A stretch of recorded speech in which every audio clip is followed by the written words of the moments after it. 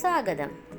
ഇന്ന് നമുക്ക് അരി കുതിർത്തരയ്ക്കാതെ അരിപ്പൊടി കൊണ്ട് എങ്ങനെ ദോശയ്ക്കും ഇഡ്ഡലിക്കുള്ള മാവ് തയ്യാറാക്കുന്നത് എന്ന് നോക്കാം. ഇതിനായിട്ട് ഞാൻ 1 കപ്പ് ഉഴുന്ന് ഒരു 5 മണിക്കൂർ വെള്ളത്തിൽ കുതിർത്ത് വച്ചിട്ടുള്ളതാണിത്. 5 മണിക്കൂർ ഇപ്പം ആയിട്ടുണ്ട് ഞാനിത് കുതിർത്ത് വച്ചിട്ട്. ഈ മാവിന് നമുക്കൊന്ന് നന്നായിട്ട് അരച്ചെടുക്കണം. അതിന് വേണ്ടിയിട്ട് 1/4 കപ്പ് ചോറും കൂടി ഞാൻ ഇതിലേക്കിട്ട് മിക്സിയിൽ നന്നായിട്ട് അരച്ചെടുത്തിട്ടുണ്ട്. തരിയൊന്നും ഒട്ടും ഇല്ലാതെ നന്നായിട്ട് ഞാൻ അരച്ചെടുത്തിട്ടുണ്ട്. ഇനി ഒരു പാത്രം എടുത്ത് അതിലേക്ക് 2.5 കപ്പ് വറുത്ത അരിപ്പൊടിയാണ് ഇതിനെടുക്കേണ്ടത്. വറുത്ത അരിപ്പൊടി ഏതാണേലും കുഴപ്പമില്ല, ആഡ് ചെയ്ത് കൊടുക്കുക. എന്നിട്ട് അല്പം വെള്ളം ഒഴിച്ച് നമുക്കിതൊന്ന് കലക്കിയെടുക്കണം. അരിപ്പൊടി കലക്കിയെടുക്കുമ്പം നമ്മൾ അതിനകത്തേക്ക് ഒരുപാട് വെള്ളം ഒഴിച്ചിട്ട് നല്ല ലൂസിൽ കലക്കിയെടുക്കരുത്. നമുക്കിനി ഇതിനകത്തേക്ക് നമുക്ക് അരച്ച് വച്ചിരിക്കുന്ന ഉഴുന്നിൻ്റെയൊക്കെ മിക്സ് ചേർക്കാനുള്ളതാണ്.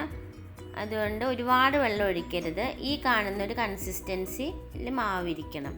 ഇനി ഇതിലേക്ക് നമ്മൾ നേരത്തെ അരച്ച് വച്ചിരിക്കുന്ന ഉഴുന്നിൻ്റെയും ചോറിൻ്റെയും മിക്സ് നമുക്ക് ആഡ് ചെയ്ത് കൊടുക്കാം.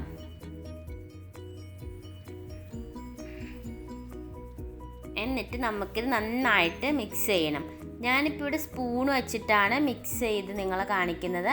നിങ്ങൾക്ക് വേണമെങ്കിൽ ഇത് കൈ ഉപയോഗിച്ചും ചെയ്യാവുന്നതാണ്. നമ്മുടെ മാവ് ഇവിടെ റെഡി ആയിട്ട് വന്നിട്ടുണ്ട്. ഇനി ഇത് ഒരു 6 to 8 മണിക്കൂർ വരെ നമുക്കൊന്ന് റെസ്റ്റ് ചെയ്യാൻ വയ്ക്കേണ്ടതുണ്ട്. കുറഞ്ഞത് ഒരു 6 മണിക്കൂറെങ്കിലും ഇത് വയ്ക്കണം. ഇത് മൂടി വെച്ച് നമുക്ക് റെസ്റ്റ് ചെയ്യാനായിട്ട് വയ്ക്കാം. ഞാനിത് രാത്രി വച്ചിട്ട് രാവിലെയാണ് ഞാനിത് എടുത്തത്.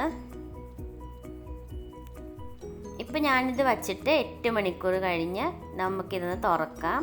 അപ്പോൾ നമ്മുടെ മാവ് നന്നായിട്ട് പൊന്തി വന്നിട്ടുണ്ട്. നമുക്കത് കാണുമ്പോൾ തന്നെ അറിയാം, നല്ല പോലെ അത് പൊന്തി വന്നിട്ടുണ്ട്. ഇനി ഈ മാവിലേക്ക് നമുക്ക് ആവശ്യാനുസരണം ഉപ്പ് ചേർത്തിട്ട് നമുക്ക് ഇഡ്ഡലി ഉണ്ടാക്കാം. അതിന് വേണ്ടിയിട്ട് ഒരു സ്റ്റീമർ അടുപ്പത്ത് വെച്ചിട്ടുണ്ട്. ഇഡ്ഡലി തട്ട് എടുത്തിട്ടുണ്ട്. ഈ തട്ടിൽ ആദ്യം കുറച്ച് എണ്ണ തടവി കൊടുക്കണം.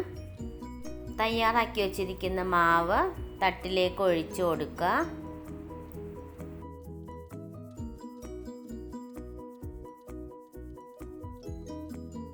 അപ്പോഴേക്കും നമ്മുടെ സ്റ്റീമറിൽ വെള്ളമൊക്കെ നന്നായിട്ട് തിളച്ചിട്ടുണ്ട്. ഇനി അതിലേക്ക് വെച്ച് കൊടുത്തിട്ട് ഒരു 20 മിനിറ്റ് നമുക്ക് മൂടി വെച്ച് ആവിയിൽ വേവിച്ചെടുക്കാം. അങ്ങനെ ഇഡ്ഡലി ഇവിടെ തയ്യാറായിട്ടുണ്ട്. നമുക്ക് ഇനി ഇതൊരു സെർവിങ് പ്ലേറ്റിലോട്ട് മാറ്റാം. അങ്ങനെ പൂ പോലത്തെ നല്ല സോഫ്റ്റ് ഇഡ്ഡലി റെഡി ആയിട്ടുണ്ട്. സാമ്പാർ, ചട്നി ഇവയൊക്കെ സൈഡ് ഡിഷായിട്ട് നമുക്ക് ഇതിൻ്റെ കൂടെ കഴിക്കാവുന്നതാണ്. അപ്പോൾ റെസിപ്പി ഇഷ്ടമായ എല്ലാവരും ട്രൈ ചെയ്ത് നോക്കണം. നിങ്ങളുടെ കമൻസ് എല്ലാം കമൻറ്റ് ബോക്സിൽ രേഖപ്പെടുത്തണം. Thanks for watching.